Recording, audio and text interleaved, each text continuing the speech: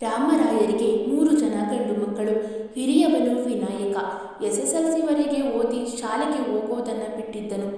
2ನೇ ಮಗ ಅರುಣ ಕಾಲೇಜಿಗೆ ಅಡ್ಮಿಷನ್ ಮಾಡಿದ್ದನು. ಕಿರಿಯ ಪುತ್ರ ವೆಂಕಟೇಶ್ SSLC ಪರೀಕ್ಷೆಗೆ ಕುಳಿತಿದ್ದನು. ಒಬ್ಬಳೇ ಮಗಳು ರಶ್ಮಿ. ಅವಳು 10ನೇ ತರಗತಿ ಪಾಸಾಗಿದ್ದಳು.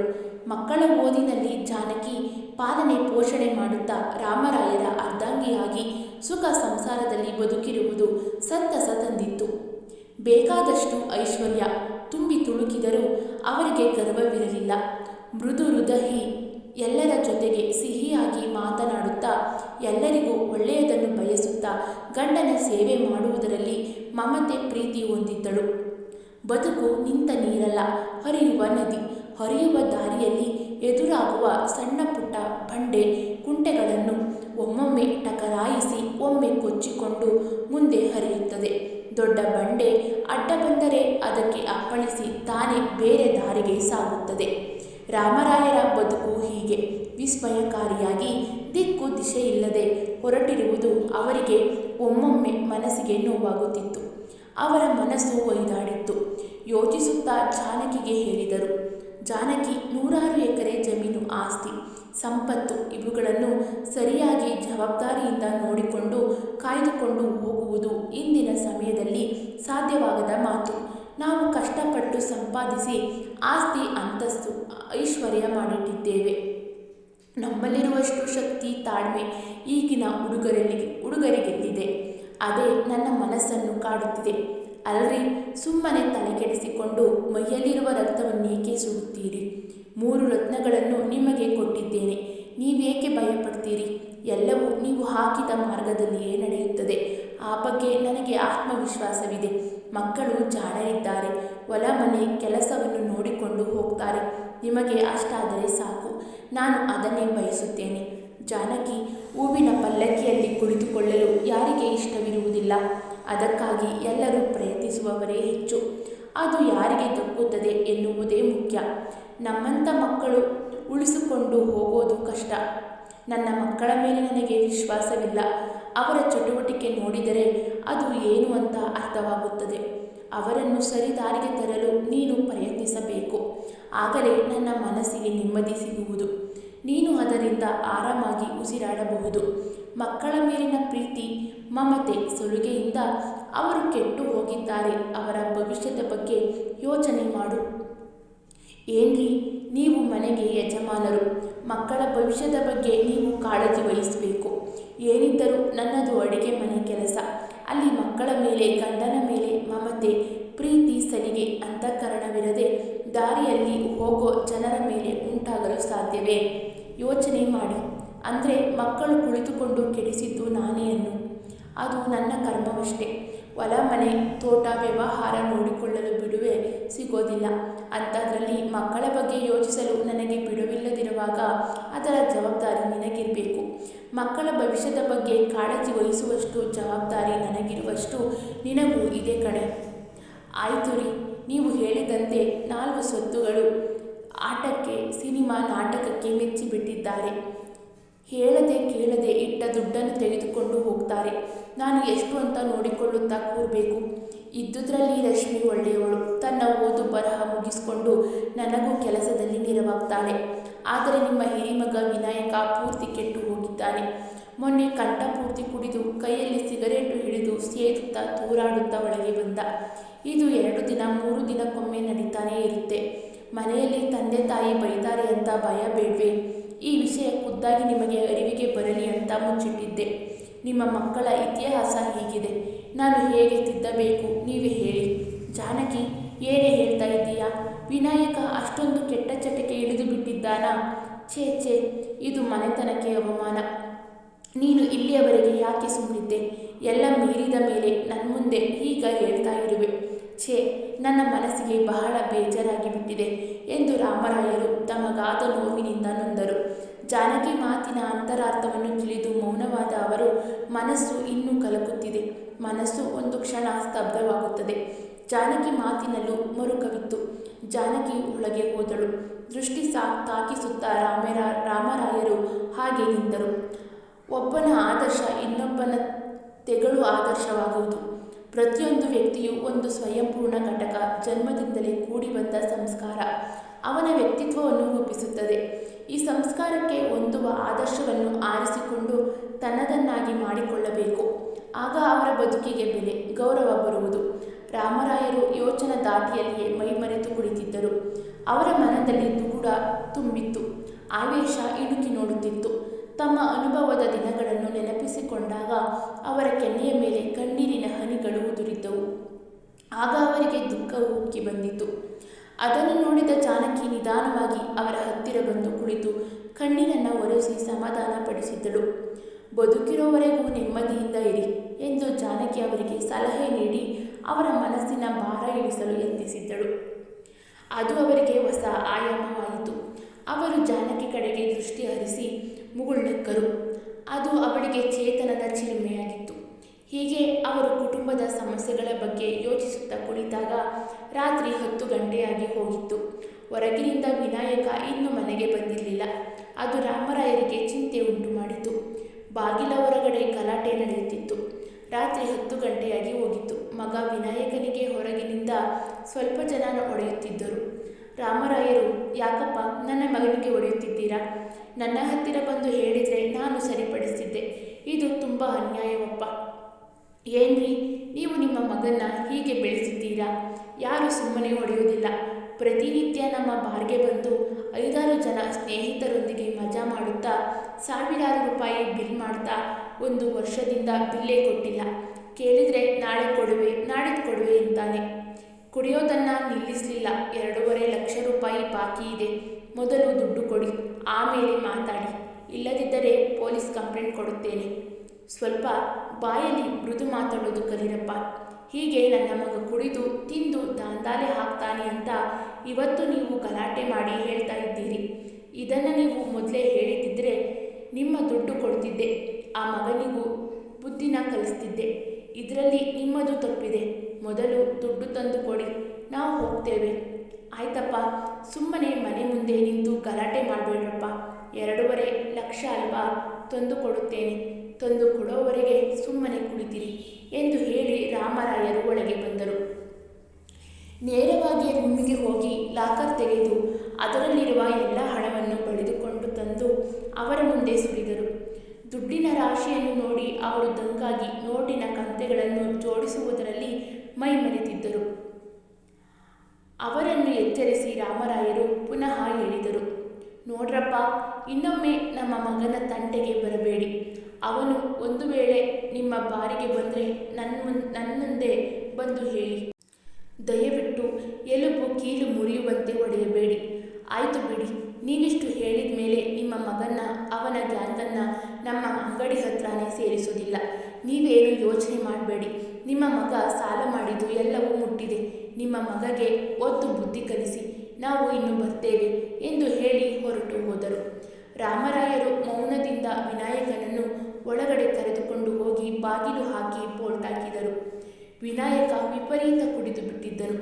ಆ ದುರ್ಗಂಧ ವಾಸನೆ ಅವನ ಮೈಯೆಲ್ಲ ಆವರಿಸಿತ್ತು. ಸಿಕ್ಕಾಪಟ್ಟೆ ಏಟು ತಿಂದು ಮೈ ಮೇಲೆ ಪ್ರಜ್ಞೆ ಇಲ್ಲದೆ ತೂರಾಡುತ್ತಾ ತನ್ನ ರೂಮಿನೊಳಗೆ ಹೋಗಿ ಮಲಗಿದನು. ಅದನ್ನು ನೋಡಿ ರಾಮರಾಯರು ತಲೆ ಹಿಡಿದುಕೊಂಡು ಸೋಫಾದ ಮೇಲೆ ಕುಳಿತರು. ಜಾನಕಿ ಹಗುರವಾಗಿ ಅವರ ಹತ್ತಿರ ಬಂದು ಕುಳಿತರು. ಅವರ ತಲೆಯ ಮೇಲೆ ಕೈಯಾಡಿಸಿ ಹೇಳಿದರು, ಆವತ್ತು ನಾನು ಹೇಳಿದಾಗ ನೀವು ನನ್ನನ್ನೇ ಬೈದು ಮಕ್ಕಳನ್ನು ದಾರಿಗೆ ತೆಗೆದುಕೊಂಡು ಬಾ ಅಂದ್ರಿ. ಆದರೆ ಪರಿಸ್ಥಿತಿ ಹೇಗಿದೆ ಅಂತ ನೀವು ಪ್ರತ್ಯಕ್ಷವಾಗಿ ನೋಡಿದ್ರಿ. ಸಾಲನೂ ತೀರಿಸಿದ್ರಿ. ಮಗನ ಮೇಲಿನ ಮಮತೆ, ಅಂತಃಕರಣ, ಸಲಿಗೆ ಯಾರಿಗಿದೆ? ನಿಮಗೋ ಅಥವಾ ನನಗೋ? ಅಲ್ಲಿ ನೀವೇ ಹೇಳಿದ್ರಿ, ಒಂದು ಹೆಣ್ಣಾಗಿ ನಾನು ಇಂಥವನನ್ನು ತಿದ್ದಲು ಸಾಧ್ಯವೇ? ಈಗ 2.5 ಲಕ್ಷ ಕೊಟ್ರಿ, ಮತ್ತೆ 3 ಲಕ್ಷ ಸಾಲ ಮಾಡ್ತಾನೆ. ಆವಾಗ ನೀವೇನು ಮಾಡ್ತೀರಾ? ರಾಮರಾಯರು ಮನಸ್ಸಿಗಾದ ನೋವಿನಿಂದ ಅವರಿಗೆ ರಾತ್ರಿ ನಿದ್ದೆಯೇ ಬರಲಿಲ್ಲ. ಒಬ್ಬರಿಗೊಬ್ಬರು ಸಮಾಧಾನ ಹೇಳಿಕೊಂಡು ರಾತ್ರಿಯೆಲ್ಲ ಮಂಚದ ಮೇಲೆ ಹೊರಳಾಡಿದರು. ಬಹಳ ಹೊತ್ತಿನ ನಂತರ ಅವರ ಕಣ್ಣಲ್ಲಿ ನಿದ್ದೆ ತೇಲಿತು. ಎಂದಿನಂತೆ ಬೆಳಗಾಯಿತು. ರಾಮರಾಯರು ತಡವಾಗಿಯೇ ಎದ್ದರು. ಜಾನಕಿ ಎದ್ದು ಕಸ ಗುಡಿಸಿ, ಅಂಗಳಕ್ಕೆ ನೀರು ಹನಿಸಿ, ರಂಗವಲ್ಲಿ ಬಿಡಿಸಿ ದೇವರ ಮುಂದೆ ದೀಪ ಹಚ್ಚಿದ್ದಳು. ವಿನಾಯಕನಿಗೆ ಇನ್ನೂ ಎಚ್ಚರವಾಗಿರಲಿಲ್ಲ. ಅವನ ರೂಮಿಗೆ ಹೋಗುವ ಪರಿಸ್ಥಿತಿಯಿರಲಿಲ್ಲ. ಅವನ ರೂಮಿನಲ್ಲಿ ದುರ್ಗಂಧದ ವಾಸನೆ ನೋಡಿದವರು ಕಕ್ಕಿ ಬಿಡುತ್ತಿದ್ದರು. ಮೂಗು ಮುಚ್ಚಿಕೊಂಡು ಹೋಗಬೇಕಿತ್ತು. ಅಂಥದ್ದನ್ನು ಶರೀರದೊಳಗೆ ಹೇಗೆ ಕುಡಿಯುತ್ತಾರೋ ಎಂದು ಜಾನಕಿ ಯೋಚಿಸಿದ್ದಳು. ಅರುಣ, ವೆಂಕಟೇಶ, ರಶ್ಮಿ ಎದ್ದು ಸ್ನಾನ ಮಾಡಿಕೊಂಡು ತಿಂಡಿ ತಿಂದು ಶಾಲೆಗೆ ಹೊರಟು ಹೋಗಿದ್ದರು. ವಿನಾಯಕನ ಸಮಾಚಾರವನ್ನು ಅವರ ಮುಂದೆ ಹೇಳಿರಲಿಲ್ಲ. ಅವನಿಂದ ಈ ಮಕ್ಕಳಲ್ಲಿ ಕೆಟ್ಟು ಹೋಗುತ್ತಾರೋ ಎಂಬ ಭಯ ಜಾನಕಿಯನ್ನು ಕಾಡಿತ್ತು. ಸ್ವಲ್ಪ ಹೊತ್ತಿನ ನಂತರ ರಾಮರಾಯರು ಮೈ ಮುರಿದುಕೊಂಡು ಎದ್ದರು. ಮುಖ ತೊಳೆದುಕೊಂಡು ದೇವರಿಗೆ ನಮಸ್ಕರಿಸಿ ಡೈನಿಂಗ್ ಟೇಬಲ್ ಪಕ್ಕದಲ್ಲಿ ಇದ್ದ ಕುರ್ಚಿಯನ್ನು ಎಳೆದುಕೊಂಡು ಕುಳಿತರು. ಮೌನದಿಂದ ತಲೆಗೆ ಕೈಯಿಟ್ಟುಕೊಂಡಿರುವುದು ಜಾನಕಿ ನೋಡಿ ಬಿಸಿ ಬಿಸಿ ಚಹಾ ಕೊಟ್ಟು ಹೇಳಿದಳು, ರೀ, ಆಗಿದ್ದು ಆಗಿ ಹೋಗಿದೆ. ಸತ್ತ ಸಂಗತಿಗಳನ್ನು ಕೆದಕಿ ಚಿಂತೆ ಏಕೆ ಮಾಡ್ತೀರಿ? ದಯವಿಟ್ಟು ನೀವು ಆರಾಮವಾಗಿರಿ. ನಿಮಗೆ ತೊಂದರೆಯಾದರೆ ನನಗೆ ಕಷ್ಟವಾಗುವುದು. ಇಂಥ ಮಕ್ಕಳ ಕಟ್ಟಿಕೊಂಡು ನಾನು ಗೋಳಾಡಬೇಕಾಗುತ್ತದೆ. ಜಾನಕಿ, ನಿನಗೆ ತೊಂದರೆ ಕೊಡುವ ಉದ್ದೇಶ ಖಂಡಿತ ನನಗಿಲ್ಲ. ದಾರಿ ತಪ್ಪಿದ ಮಗನನ್ನು ಹೇಗೆ ದಾರಿಗೆ ತರಬೇಕೆಂದು ಚಿಂತಿಸುತ್ತಿದ್ದೇನೆ. ಅದು ನನ್ನ ಕರ್ತವ್ಯ ಜಾನಕಿ. ಅವನನ್ನು ಈ ಪರಿಸ್ಥಿತಿಯಲ್ಲಿ ಹೊರಗೆ ಬಿಟ್ಟರೆ ಜನ ಏನಾದರೂ ನಮಗೆ ಜವಾಬ್ದಾರಿ ಇಲ್ಲಂತ ಹಣೆಪಟ್ಟಿ ಹಚ್ಚುವರು. ಜನರು ಮಾತಾಡಿಕೊಳ್ಳೋದು, ಹಣೆಪಟ್ಟಿ ಹಚ್ಚೋದು ಮುಖ್ಯವಲ್ಲರೇ. ಅವನು ಬದುಕುವ ರೀತಿ, ಅವನಿಗಿರುವ ಸಂಬಂಧಗಳು ಕಲ್ಮಶಗೊಳ್ಳದೆ ಸರಿಯಾದ ದಾರಿಯಲ್ಲಿ ನಡೆಯುವಂತಾಗಬೇಕು. ಈ ಲೌಕಿಕ ಸಂಬಂಧಗಳಿಗಿಂತ ಆಧ್ಯಾತ್ಮ ಸಂಬಂಧಗಳ ಬಗ್ಗೆ ಅವನಿಗೆ ತಿಳಿಸಿ ಹೇಳಿದರೆ ಅದರಿಂದ ಅವನ ಜೀವನ ಇಹ ಪರದಲ್ಲೂ ಉಜ್ವಲವಾಗಬಹುದು. ಇದು ಸತ್ಯಾರಿ ಎಂದಳು. ವಿನಾಯಕ ಚೇತರಿಸಿಕೊಂಡ ಮೇಲೆ ಅವನನ್ನು ಕರೆದು ಹೇಳಿದರು. ಏಟು ತಿಂದು ಅವನ ಮೈಯೆಲ್ಲ ನೋವಾಗಿತ್ತು. ರಾಮರಾಯರು ಅವನ ಜೊತೆಗೆ ಮಾತಾಡೇ ಇರಲಿಲ್ಲ. ಅವನು ತಂದೆ ಎದುರಿಗೆ ನಿಂತು ಮಾತಾಡುವಷ್ಟು ಯೋಗ್ಯತೆಯನ್ನು ಕಳೆದುಕೊಂಡು ಬಿಟ್ಟಿದ್ದನು. ಒಂದು ವೇಳೆ ಅವನು ಏನೇ ಮಾತಾಡಿದರೂ ರಾಮರಾಯರು ನಂಬುವ ಸ್ಥಿತಿಯಲ್ಲಿರಲಿಲ್ಲ. ಆದರೆ ವಿನಾಯಕ ಅಷ್ಟು ಬೇಗ ಪರಿವರ್ತನೆ ಆಗಲು ಸಾಧ್ಯವಿರಲಿಲ್ಲ. ತಾನೊಂದು ಬಗೆದರೆ ದೈವ ಇನ್ನೊಂದು ಬಗೆದಂತೆ ಅವನ ಜೀವನದ ರೂಪರೇಷೆಗಳು ಬದಲಾಗತೊಡಗಿದ್ದವು. ವಿನಾಯಕ ನಶೆಯಿಂದ ಮೊದಲಿನ ಸ್ಥಿತಿಗೆ ಬಂದ ಮೇಲೆ ಆಸ್ಪತ್ರೆಗೆ ತೋರಿಸಿ ಔಷಧೋಪಚಾರವನ್ನು ಕೊಡಿಸಿದರು. ನಂತರ ಕೇಳಿದರು, ವಿನಾಯಕ, ಈ ಕೆಟ್ಟ ಚಟಗಳನ್ನು ಮಾಡೋಕೆ ಯಾರು ಹೇಳಿದ್ರು? ಧೂಮಪಾನ ಮಾಡೋದರಿಂದ ದೇಹಕ್ಕೆ ಅಪಾಯವೂ ಇದೆ. ಸಿಕ್ಕಾಪಟ್ಟೆ ದುಡ್ಡು ಖರ್ಚಾಗುವುದು. ಓದು ಮುಗಿದ ಮೇಲೆ ಎಲ್ಲಿಯಾದರೂ ಕೆಲಸಕ್ಕೆ ಸೇರಿಕೊಳ್ಳುತ್ತೆ ಎಂದು ಭಾವಿಸಿದ್ದೆ. ಆದರೆ ನೀನು ಮಾಡಿದ್ದೇನು? ಅಪ್ಪ, ಅಂಥದ್ದು ನಾನೇನು ಮಾಡಿದ್ದೇನೆ? ಎಲ್ಲರೂ ಕುಡಿತಾರೆ, ತಿಂತಾರೆ, ಮಜಾ ಮಾಡ್ತಾರೆ. ಹಾಗೆ ನಾನು ಮಾಡಿದ್ದೇನೆ. ನಾನೇನು ಹೊಸ್ದಾಗಿ ಏನನ್ನೂ ಮಾಡಲಿಲ್ಲ. ಎಲ್ಲರೂ ಮಾಡೋದನ್ನೇ ಮಾಡಿದ್ದೇನೆ. ನನಗೆ ಕೆಲಸಕ್ಕೆ ಸೇರಿಕೊಳ್ಳೋದು ಇಷ್ಟವಿಲ್ಲ. ದಯವಿಟ್ಟು ಆ ಬಗ್ಗೆ ನೀವು ಹೇಳಬೇಡಿ. ಅಡ್ಡಿಯಲ್ಲ ಮಗನೇ, ಇದ್ದರೆ ನಿನ್ನಂಥವಿರಬೇಕು. ಥೂ, ಎಲ್ಲರೂ ದುಡ್ಡು ಕೊಟ್ಟು ಚಟ ಮಾಡಿದರೆ ನೀನು ಸಾಲ ಮಾಡಿ ವರ್ಷದ ಬಿಲ್ಲ ಕೊಡಲಾರದೆ ಸ್ನೇಹಿತರ ಕರೆದುಕೊಂಡು ಅವರಿಗೆ ಕುಡಿಸಿ ತಿನ್ನಿಸಿ 2.5 ಲಕ್ಷ ರೂಪಾಯಿ ಸಾಲ ಮಾಡೋದು ನಿನಗೆ ಯಾಕೆ ಬೇಕಾಗಿತ್ತು? ಅಪ್ಪ, ಜಾಸ್ತಿ ಮಾತಾಡಿ ನನಗೆ ಸಿಟ್ಟು ತರಿಸಬೇಡಿ. ಈ ಮನೆ, ಹೊಲ, ತೋಟದಲ್ಲಿ ನನಗೆ ಪಾಲಿದೆ. ನನಗೂ ಪಾಲಿದೆ. ಬರೋ ದುಡ್ಡು ಕೊಟ್ಟಿದ್ದೀರಿ. ನಿಮ್ಮ ದುಡ್ಡನ್ನು ನಾನು ಖಂಡಿತ ಖರ್ಚು ಮಾಡಿಲ್ವಲ್ಲ. ವಿನಾಯಕ, ನಿನ್ನಂಥವನಿಗೆ ಹುಲ್ಲು ಕಡ್ಡಿಯಷ್ಟು ಪಾಲು ಸಿಗೋದಿಲ್ಲ. ನನ್ನದು ಪಿತ್ರಾರ್ಜಿತ ಆಸ್ತಿಯಲ್ಲ ಮಗನೇ. ಸ್ವಂತ ತೋಳು ಬಲದಿಂದ ಆಸ್ತಿ ಸಂಪಾದಿಸಿದ್ದೇನೆ. ನಾನು ಯಾರಿಗೆ ಬೇಕಾದರೂ ತೂರಿಕೊಂಡು ಹೋಗಿವೆ. ಅದರ ಮೇಲೆ ಅಧಿಕಾರ ಯಾರಿಗೂ ಇಲ್ಲ. ಏನೋ ಮಗ ಅಂತ ಮಮತೆಯಿಂದ ನೀನು ಕುಡಿದು ತಿಂದು ಮಾಡಿದ ಸಾಲ ಕೊಟ್ಟಿದ್ದೇನೆ. ನನ್ನ ಮಾನ ಮರ್ಯಾದೆ ಕಾಪಾಡಿಕೊಂಡಿದ್ದೇನೆ. ಇನ್ನು ಮುಂದೆ ನಿನ್ನ ಬಗ್ಗೆ ಯೋಚನೆಯೇ ಮಾಡೋದಿಲ್ಲ. ಅಪ್ಪ, ಇದೇ ಮಾತು ಸತ್ಯವಾಗಿದ್ದರೆ ಆಸ್ತಿಯಲ್ಲಿ ಪಾಲು ಸಿಗಬೇಕು ಎಂದು ನಿಮ್ಮೇಲೆ ದಾವೆ ಹೂಡುವೆ. ಕೋರ್ಟಿನಲ್ಲಿ ನ್ಯಾಯ ಸಿಕ್ಕೇ ಸಿಗುತ್ತದೆ. ನನಗೆ ಬರುವ ಆಸ್ತಿ ಪಡೆಯುತ್ತೇನೆ. ಅಷ್ಟೊಂದು ನಿನಗೆ ಧೈರ್ಯವಿದ್ದರೆ ಮೊದಲು ಮನೆ ಬಿಟ್ಟು ಆಚೆ ಇದ್ದು ಜೀವನ ಮಾಡು. ಆಮೇಲೆ ಕೋರ್ಟಿಗೆ ಹೋಗು. ನಿನ್ನಂಥ ವಿಷದ ಬೀಜ ಮನೆಯಲ್ಲಿದ್ದರೆ ಎಲ್ಲವೂ ಕೆಟ್ಟು ಹೋಗುವುದು. ನಮ್ಮನೆಯಲ್ಲಿ ಇವತ್ತಿನಿಂದ ನಿನಗೆ ಜಾಗವಿಲ್ಲ. ನೀನು ಎಲ್ಲಿಯಾದರೂ ಹೊರಟು ಹೋಗು. ನನ್ನ ಕಣ್ಮುಂದೆ ಕ್ಷಣ ನಿಲ್ಲಬೇಡ. ಅಪ್ಪ, ನಾನು ಹಾಗೆ ಹೋಗೋನಲ್ಲ. ಆಸ್ತಿಯಲ್ಲಿ ಪಾಲು ತೆಗೆದುಕೊಂಡೇ ಹೋಗುತ್ತೇನೆ. ಮಕ್ಕಳಲ್ಲಿ ಭೇದ ಭಾವ ಮಾಡಬೇಡ, ಎಲ್ಲರಿಗೂ ಸಮಾನಾಗಿ ಹಂಚು, ಇರದಿದ್ದರೆ ನಿನ್ನ ಸುಮ್ಮನೆ ಬಿಡೋದಿಲ್ಲ ಎಂದು ವಿನಾಯಕ ಕಠೋರವಾಗಿ ಮಾತನಾಡಿದನು. ಅದನ್ನು ಕೇಳಿದ ರಾಮರಾಯರು ದಿಗ್ಭ್ರಮೆಗೊಂಡು ಮೌನ ತಾಳಿದರು. ಯೋಚನೆ ಹತ್ತಿತು. ಮಗ ಪೂರ್ತಿ ಕೆಟ್ಟು ಹೋಗಿರುವುದರಿಂದ ಅವರ ತಲೆಯಲ್ಲಿ 108 ಯೋಚನೆ ಸುಳಿದವು. ವಿನಾಯಕ ಸುಧಾರಿಸುವ ಮಟ್ಟಕ್ಕಿರಲಿಲ್ಲ. ಬದುಕನ್ನು ಹಸನುಗೊಳಿಸುವ ಯೋಚನೆಯೂ ಅವನಿಗಿರಲಿಲ್ಲ. ಸಮಾಜದ ವಿರುದ್ಧ, ಮನೆಯ ಜನರೊಡನೆ ವಿರೋಧ ಸಾಧಿಸುವಂಥ ವಿಚಾರಗಳು, ಯೋಚನೆಗಳು ಅವನನ್ನು ಮುತ್ತಿದ್ದವು. ಅವನ ಸ್ನೇಹಿತರು ಅಂಥವರೇ ಸೇರಿದ್ದರು. ರಾಮರಾಯರು ಮಗನನ್ನ ದಾರಿಗೆ ತರಬೇಕೆಂದು ವಿಶ್ವ ಪ್ರಯತ್ನ ಮಾಡಿದರು. ಯಾವ ಪ್ರಯೋಜನವೂ ಆಗಲಿಲ್ಲ. ತಂದೆ ತಾಯಿಗೆ ಸಿಕ್ಕಾಪಟ್ಟೆ ಮಾತಾಡೋದು ಕಲಿತು ಬಿಟ್ಟಿದ್ದನು. ರಾಮರಾಯರು ಗೌರವಯುತವಾಗಿ ಬದುಕುವುದನ್ನು ಪ್ರೀತಿಸುತ್ತಿದ್ದರು. ಆದರೆ ಮಗ ಅವರ ನೆಮ್ಮದಿಯನ್ನೇ ಹಾಳು ಮಾಡಿದ್ದನು. ಮಗ ಅಷ್ಟು ಸರಳವಾಗಿ ಹೊರಗೆ ಹೋಗುವಾತನಲ್ಲ. ಅವನಿಗೆ ಇನ್ನೂ ಬುದ್ಧಿ ಹೇಳಿಯೂ ಉಪಯೋಗವಿಲ್ಲ. ಅವನು ಏನೋ ಮಾಡಿಕೊಳ್ಳಲಿ, ಅವನ ಗೋಜಿಗೆ ಹೋಗದಿರುವುದಾಗಿ ರಾಮರಾಯರು ಗಟ್ಟಿ ನಿರ್ಧಾರ ಮಾಡಿ ಮೌನ ತಾಳಿದರು. ಜಾನಕಿಯು ಮೌನ ಧರಿಸಿದ್ದಳು.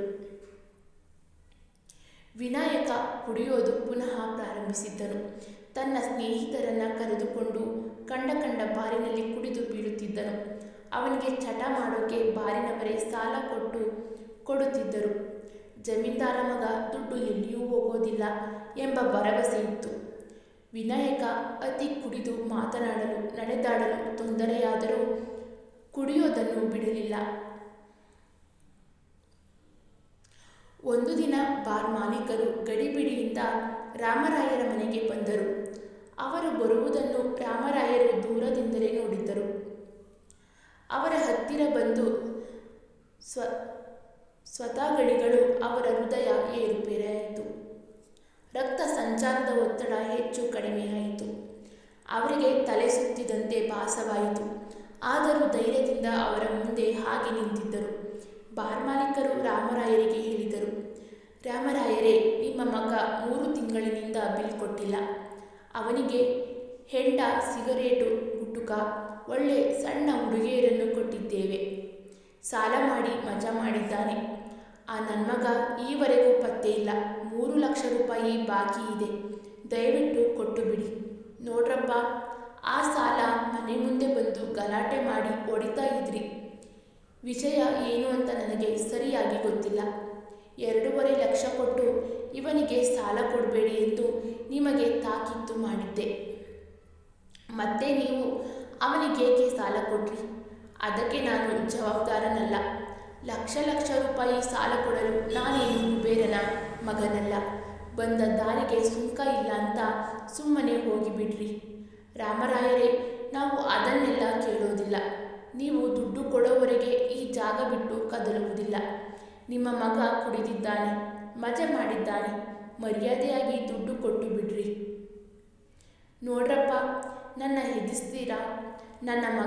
ನನ್ನ ಮಗನಿಗೆ ಸಾಲ ಕೊಡಬೇಡಿ ಅಂತ ಹೇಳಿದ್ರು ನೀವು ಸಾಲ ಕೊಟ್ಟಿರಿ. ಅದು ನಿಮ್ಮ ತಪ್ಪು. ನಾನು 3 ಲಕ್ಷ ರೂಪಾಯಿ ಎಲ್ಲಿಂದ ತಂದು ಕೊಡಬೇಕು? ನಮ್ಮನೆಯಲ್ಲಿ ದುಡ್ಡಿನ ಗಿಡ ಹಚ್ಚಿರುವೆನಾ? ಅಷ್ಟಾಗಿ ನನಗೂ ನನ್ನ ಮಗನಿಗೂ ಯಾವುದೇ ಸಂಬಂಧವಿಲ್ಲ. ವಿನಾಯಕ ಆ ರೂಮಿನಲ್ಲಿ ಬಿದ್ದಿದ್ದಾನೆ. ಅವನ್ನೇ ಕರೆದುಕೊಂಡು ಹೋಗಿ. ಪಿಶಾಚಿ ತೊಲಗಿತು ಅಂತ ನೀರು ಬಿಡುವೆ. ಹಾಗಾದರೆ ಆ ಬೋಳಿ ಮಗನ್ನ ದಬ್ರಿ ಈ ಕಡೆ ಒಂದು ಕೈ ನೋಡೇ ಬಿಡ್ತವೆ. ಏನೋ ಜಮೀನ್ದಾರನ ಮಗ ಅಂತ ಸದ್ರ ಬಿಟ್ಟು ಸಾಲ ಕೊಟ್ಟು ಮಜಾ ಮಾಡಿಸಿದ್ರೆ ನಮಗೆ ಚಳ್ಳೆ ಹಣ್ಣು ತಿನ್ನಿಸ್ತಾನ? ಅವನ್ನ ಎಳೆದುಕೊಂಡು ಬರಲೆ ಎಂದು ಬಾರ್ ಮಾಲೀಕರು ತಮ್ಮ ಸೇವಕರಿಗೆ ಹೇಳಿದರು. ತಕ್ಷಣ 12 ಜನ ಒಳಗೆ ಹೋಗಿ ವಿನಾಯಕನನ್ನು ಎಳೆದುಕೊಂಡು ಹೊರಗೆ ತಂದರು. ಜೀಪಿನಲ್ಲಿ ಎತ್ತಿ ಹಾಕಿ ರಾಮರಾಯರು ಜಾನಕಿ ಅದನ್ನು ನೋಡುತ್ತಾ ಹಾಗೆ ನಿಂತಿದ್ದರು. ಅವರು ತಮ್ಮ ಹೃದಯವನ್ನು ಕಲ್ಲು ಮಾಡಿದ್ದರು. ಮಗನನ್ನು ಬಿಡಿಸಿಕೊಳ್ಳಬೇಕೆ ಅಂತ ಕರುಣೆ ಅವರಿಗೆ ಬರಲಿಲ್ಲ. ಅಷ್ಟೊಂದು ಹಣ ಎಲ್ಲಿಂದ ತಂದುಕೊಡಬೇಕೆಂದು ಅವರು ನೊಂದು ಕಣ್ಣೀರು ಸುರಿಸಿದ್ದರು.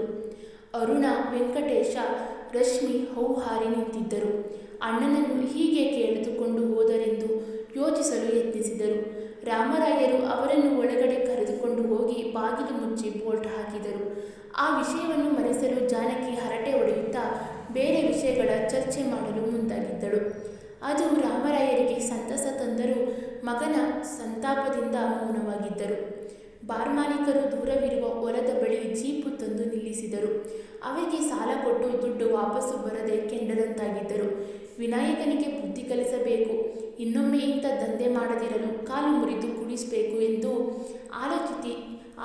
ಆಲೋಚಿಸಿ ತಮ್ಮ ಸೇವಕರಿಗೆ ಹೇಳಿದರು.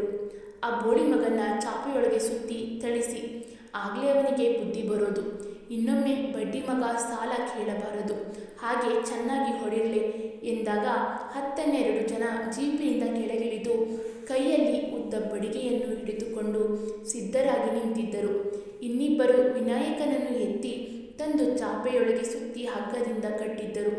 ಎಲ್ಲರೂ ಉದ್ದ ಬಡಿಗೆಯಿಂದ 100 ಏಟು ಹಾಕಿದರು. ಅವರಿಗೆ ಹೊಡೆದು ಸುಸ್ತಾಗಿ ಜೀಪು ಹತ್ತಿ ಅವರು ಓಡಿ ಹೋದರು. ವಿನಾಯಕ ಸಿಕ್ಕಾಪಟ್ಟೆ ಏಟು ತಿಂದು ಪ್ರಾಣವನ್ನೇ ಬಿಟ್ಟಿದ್ದನು. ಆ ಸಮಯದಲ್ಲಿ ಯಾರೂ ಇರಲಿಲ್ಲ. ಹೊಲದಲ್ಲಿ ರೈತ ಕೆಲಸ ಮಾಡುವಾಗ ಸುತ್ತಿದ್ದ ಚಾಪೆ ಇಲ್ಲೇಕೆ ಬಿದ್ದಿದೆ ಎಂದು ನಿಧಾನವಾಗಿ ಹೆಜ್ಜೆ ಇಡುತ್ತಾ ದೂರದಿಂದಲೇ ಬಂದು ನೋಡಿದನು. ಒಳಗೆ ಹೆಣವಿರುವುದನ್ನು ನೋಡಿ ಹೆದರಿ ಓಡಿ ಪೊಲೀಸ್ ಸ್ಟೇಷನ್ಗೆ ಬಂದು ದೂರು ಕೊಟ್ಟನು. ತಕ್ಷಣ ಪೊಲೀಸ್ ಇನ್ಸ್ಪೆಕ್ಟರ್ ಹಾಗೂ ಪೊಲೀಸರು ಸ್ಥಳಕ್ಕೆ ಧಾವಿಸಿ ಪಂಚನಾಮ ಮಾಡಿದ್ರು. ಜಮೀನ್ದಾರ ರಾಮರಾಯರ ಮಗ ವಿನಾಯಕನನ್ನು ಬಡಿದು ಕೊಂದಿರುವ ವಿಷಯ ತಿಳಿದು ಇನ್ಸ್ಪೆಕ್ಟರ್ ಮೌನ ತಾಳಿ ಹೆಣವನ್ನು ಪೋಸ್ಟ್ಮಾರ್ಟಮ್ ಮಾಡಲು ಸರ್ಕಾರಿ ಆಸ್ಪತ್ರೆಗೆ ಕಳಿಸಿದರು. ಹಾಗೆ ನೇರವಾಗಿ ರಾಮರಾಯರ ಮನೆಗೆ ಬಂದರು. ಪೊಲೀಸರು ತಮ್ಮ ಮನೆಗೆ ಬಂದಿರುವುದು ಕಂಡು ರಾಮರಾಯರ ಹೃದಯ ಏರುಪೇರಾಗಿತ್ತು. ನಡುಗುತ್ತಾ ಭಯದಿಂದ ಕೇಳಿದರು, ಸರ್, ತಾವಿಲ್ಲಿ ಬಂದ್ರಿ, ಕರೆದ್ರೆ ನಾನೇ ಸ್ಟೇಷನ್ಗೆ ಬರ್ತಿದ್ದೆ. ಜಮೀನ್ದಾರ್ರೇ, ನಾನು ಡ್ಯೂಟಿ ಮೇಲೆ ಇಲ್ಲಿಗೆ ಬಂದಿದ್ದೇನೆ. ಕೇಳಿದ ಪ್ರಶ್ನೆಗಳಿಗೆ ಸರಿಯಾಗಿ ಉತ್ತರ ಕೊಡಿ ಅಷ್ಟೇ. ಏನು ಸರ್, ನಾವೇನು ಅಂತ ತಪ್ಪು ಮಾಡಿದ್ದೇನೆ? ನಿಮ್ಮ ಮಗನ ಕೊಲೆಯಾಗಿದೆ, ಪೋಸ್ಟ್ಮಾರ್ಟಮ್ ಮಾಡಲು ಕಳಿಸಿದ್ದೇನೆ. ಹೊಲದಲ್ಲಿ ಚಾಪೆಯೊಳಗೆ ಸುತ್ತಿ ಹಗ್ಗ ಕಟ್ಟಿ ಅವನನ್ನು ಸಿಕ್ಕಾಪಟ್ಟೆ ಹೊಡೆದು ಕೊಂದಿದ್ದಾರೆ. ನಿಮಗೆ ಯಾರ ಮೇಲಾದರೂ ಅನುಮಾನ ಇದೆಯೇ? ಹಾಗಿದ್ರೆ ಅವರ ಹೆಸರು ಹೇಳಿ. ನಿಮ್ಮ ವಿನಾಯಕನಿಗೂ ಅವರಿಗೂ ಏನು ಸಂಬಂಧವಿತ್ತು? ಅವನನ್ನು ಅವರೇಕೆ ಹೊಡೆದರು? ಈ ವಿಷಯ ನಿಮಗೆ ಮೊದಲೇ ಗೊತ್ತಿತ್ತಾ ಅಥವಾ ಸತ್ ಮೇಲೇನೇ ಗೊತ್ತಾಯ್ತಾ? ಸಾಹೇಬ್ರೆ, ವಿನಾಯಕ ನಿಜವಾಗಿಯೂ ಸತ್ನ? ಅವನ ಬಗ್ಗೆ ನಮಗೆ ಏನು ಅಂತ ಹೇಳಿ ಸಾಹೇಬ್ರೆ. ಕುಡಿಯೋ ಚಟಕ್ಕೆ ಅಂಟಿಕೊಂಡು ಪ್ರತಿಕ್ಷಣ ಅದರೊಳಗೆ ಮಗ್ನನಾಗಿದ್ದ. 3 ತಿಂಗಳ ಮುಂಚೆ 2.5 ಲಕ್ಷ ರೂಪಾಯಿ ಸಾಲ ಮಾಡಿ ಕುಡಿದಿದ್ದ. ಮತ್ತೆ 3 ಲಕ್ಷ ಸಾಲ ಮಾಡಿದ್ದಾನೆ. ಎಷ್ಟು ಅಂತ ನಾನು ತೀರಿಸಬೇಕು? ಅಂಗಡಿ ಮಾಲೀಕರು ದುಡ್ಡು ಕೊಡಿ ಅಂತ ಬಂದರು. ನಾನು ಇಲ್ಲ ಅಂತ ಹೇಳಿದೆ. ವಿನಾಯಕನ ಎತ್ತಿ ಹಾಕೊಂಡು ಹೋದರು. ನನಗೆ ಗೊತ್ತು ಸಾಹೇಬ್ರೆ, ನನಗೆ ತುಂಬ ಭಯವಾಗ್ತಿದೆ. ಇದರಲ್ಲಿ ಸುಳ್ಳಿಲ್ಲ ತಾನೇ? ನೀವು ಭಯಪಡುವ ಅಗತ್ಯವೇ ಇಲ್ಲ. ಪೋಸ್ಟ್ಮಾರ್ಟಮ್ ರಿಪೋರ್ಟ್ ಬಂದರೆ ಯಾರು ಕೊಲೆ ಮಾಡಿದ್ದಾರೆ ಅವರಿಗೆ ಶಿಕ್ಷೆಯಾಗ್ತದೆ. ನೀವು ಎಲ್ಲ ರಿಪೋರ್ಟ್ಗೆ ಸಹಿ ಮಾಡಿ ನಿಮ್ಮ ಮಗನ ಶವ ಸಂಸ್ಕಾರ ಮಾಡಿ. ಅಂದಾಗೆ ಯಾವ ಬಾರ್ನವರು ಬಂದಿದ್ರು? ಅದೇ ಊರ ಹೊರಗಿರುವ ಗ್ರೀನ್ ಗಾರ್ಡನ್ ಸಾಹೇಬ್ರೆ. ಸರಿ, ಈಗ ನೀವು ನನ್ನ ಜೊತೆಗೆ ಬನ್ನಿ ಎಂದು ರಾಮರಾಯರನ್ನು ಕರೆದುಕೊಂಡು ಸ್ಟೇಷನ್ಗೆ ಹೋದರು. ರಾಮರಾಯರಿಗೆ ಭಯದಿಂದ ಕೈಕಾಲು ನಡುಗುತ್ತಿದ್ದವು. ಬೆವರು ಹನಿ ಅವರ ಮುಖದ ತುಂಬ ಸಾಲುಗಟ್ಟಿದ್ದವು. ಇನ್ಸ್ಪೆಕ್ಟರ್ ಅವರಿಗೆ ಧೈರ್ಯ ಹೇಳಿ ಅವರ ಕಡೆಯಿಂದ ಕಂಪ್ಲೇಂಟ್ ತೆಗೆದುಕೊಂಡು ಸಹಿ ಮಾಡಿಸಿಕೊಂಡು ಸರ್ಕಾರಿ ಆಸ್ಪತ್ರೆಗೆ ಕರೆದುಕೊಂಡು ಹೋದರು. ವಿನಾಯಕನ ಶವ ಕೊಡಿಸಿದರು. ಹಾಗೆ ಡಾಕ್ಟರರು ಪೋಸ್ಟ್ಮಾರ್ಟಮ್ ರಿಪೋರ್ಟ್ ಕೊಟ್ಟರು. ಅಷ್ಟರಲ್ಲಿ ವಿನಾಯಕನ ಕೊಲೆಯಾಗಿದೆ ಎಂದು ಊರೆಲ್ಲ ಸುದ್ದಿಯಾಗಿತ್ತು. ರಾಮರಾಯರ ಮನೆ ಮುಂದೆ ಜನ ಜಾತ್ರೆಯಾಗಿತ್ತು. ವಿನಾಯಕನ ಶವ ಮನೆಗೆ ತಂದು ಸ್ವಲ್ಪ ಹೊತ್ತು ಮನೆ ಮುಂದಿಟ್ಟು ಅಂತ್ಯ ಸಂಸ್ಕಾರ ಮಾಡಲು ರುದ್ರಭೂಮಿಗೆ ತೆಗೆದುಕೊಂಡು ಹೋದರು. ರಾಮರಾಯರಿಗೆ ದುಃಖ ತುಂಬಿ ತುಳುಕಿತು. ಹೀಗೆ ಪರಿಸ್ಥಿತಿ ಬರುತ್ತದೆಂದು ಅವರು ಊಹಿಸಿರಲಿಲ್ಲ. ತುಂಬಿದ ಜನಗಳ ಸಮೇತ ರುದ್ರಭೂಮಿಯಲ್ಲಿ ವಿನಾಯಕನ ಅಂತ್ಯ ಸಂಸ್ಕಾರ ನೆರವೇರಿಸಿ ಮನೆಗೆ ಹಿಂತಿರುಗಿದ್ದರು. ಮನೆಯಲ್ಲಿ ಜಾನಕಿ ಹೊತ್ತು ಹೈರಾಣಾಗಿದ್ದಳು. ಮೌನದಿಂದ ತಲೆ ಹಿಡಿದುಕೊಂಡು ಕುಳಿತಿರುವುದು ರಾಮರಾಯರಿಗೆ ಸ್ಪಷ್ಟವಾಗಿ ಕಾಣಿಸಿತು. ಜಾನಕಿ ಜೊತೆಗೆ ಮಾತನಾಡಬೇಕೆನ್ನುವಷ್ಟರಲ್ಲಿ ಇನ್ಸ್ಪೆಕ್ಟರ್ ರಾಮರಾಯರ ಮನೆಯೊಳಗೆ ಬಂದರು. ರಾಮರಾಯರು ಭಯಭೀತರಾಗಿ ಕೇಳಿದರು, ಸಾಹೇಬ್ರೆ, ಏನಾಯಿತು? ರಾಮರಾಯರೇ, ಕೊಲೆ ಮಾಡಿದ 8 ಜನ ತಪ್ಪಿತಸ್ಥರು ಸಿಕ್ಕಿದ್ದಾರೆ. ಅವರನ್ನು ಕೂಡಲೇ ಬಂಧಿಸಿ FIR ರಿಪೋರ್ಟ್ ಪಡಿಸಿದ್ದೇನೆ. ಇನ್ನು 4 ಜನ ತಲೆಮರೆಸಿಕೊಂಡಿದ್ದಾರೆ. ಇವರನ್ನು ಏರೋಪ್ಲೇನ್ ಹತ್ತಿಸಿದ್ರೆ ಸರಿಯಾಗಿ ಬಾಯಿ ಬಿಡ್ತಾರೆ. ಅವರಿಗೆ ಶಿಕ್ಷೆ ಕೊಡಿಸಿ ನಿಮಗೆ ನ್ಯಾಯ ಕೊಡಿಸುವೆ ರಾಮರಾಯರೇ. ಸಾಹೇಬ್ರೆ, ನೀವು ಏನೇ ಪ್ರಯತ್ನ ಪಟ್ಟರೂ ಸತ್ತು ಹೋದ ವಿನಾಯಕ ಮತ್ತೆ ಹುಟ್ಟಿ ಬರುವನೇ. ನಮಗೆ ಯಾವ ನ್ಯಾಯ ಪರಿಹಾರ ಬೇಕಾಗಿಲ್ಲ. ನಮ್ಮನ್ನು ಬಿಟ್ಟರೆ ಸಾಕು. ನಿಮಗೆ ಯಾವ ನೋವಿದೆ ಅನ್ನೋದು ನನಗೆ ಚೆನ್ನಾಗಿ ಗೊತ್ತು. ನನ್ನ ಪ್ರಯತ್ನ ನಾನು ಮಾಡೇ ಮಾಡ್ತೀನಿ ಎಂದು ಇನ್ಸ್ಪೆಕ್ಟರ್ ಹೇಳಿ ಹೊರಟು ಹೋದರು. ಆಗ ರಾಮರಾಯರು ಜಾನಕಿ ಭಯಪಡುತ್ತಾ ಒಬ್ಬರಿಗೊಬ್ಬರು ಮುಖ ನೋಡುತ್ತಾ ಮೌನದಿಂದ ಹಾಗೆ ನಿಂತರು. ಸಮಸ್ಯೆಗೆ ಪರಿಹಾರ ಸಿಕ್ಕರೆ ಸಾಕೆಂದು ನಿಟ್ಟುಸಿರು ಬಿಟ್ಟಿದ್ದರು. ಉಳಿದ ಮಕ್ಕಳಿಗೆ ಸರಿಯಾದ ಮಾರ್ಗದರ್ಶನ ಮಾಡುವಲ್ಲಿ ಆ ದಂಪತಿಗಳು ತಲ್ಲೀನರಾದರು. ಅದು ಅವರಿಗೆ ಉಸಿರಾಡಲು ಅವಕಾಶ ಕಲ್ಪಿಸಿತು. ವಿಡಿಯೋ ನೋಡಿದ್ದಕ್ಕಾಗಿ ಧನ್ಯವಾದಗಳು. ಈ ವಿಡಿಯೋ ಇಷ್ಟ ಆಗಿದ್ದರೆ ದಯವಿಟ್ಟು ಲೈಕ್ ಮಾಡಿ, ಶೇರ್ ಮಾಡಿ, ಕಮೆಂಟ್ ಮಾಡಿ, ಹಾಗೆ ಸಬ್ಸ್ಕ್ರೈಬ್ ಮಾಡೋದನ್ನು ಮರಿಬೇಡಿ. ಇದೇ ರೀತಿ ಸಪೋರ್ಟ್ ಮಾಡಿ. Thank you for watching. Keep support. We love you all. ಧನ್ಯವಾದಗಳು. ಬಾಯ್ ಬಾಯ್.